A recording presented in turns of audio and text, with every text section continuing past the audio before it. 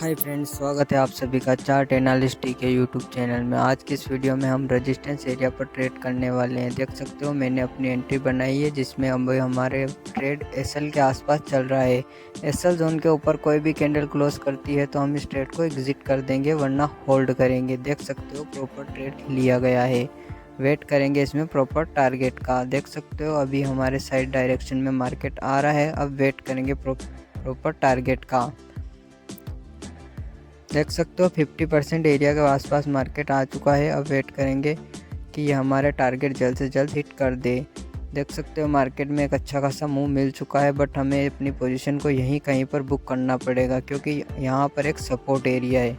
Support area से market reverse हो सकता है, इसलिए मैं अपनी पोजीशन को यहीं कहीं पर क्लोज कर दूंगा। आपको अगर वीडियो पसंद आई है तो लाइक करें और ऐसे कॉन्सेप्ट के लिए सब्सक्राइब करें। मिलते हैं अगली वीडियो में, तब तक के लिए बाय बाय।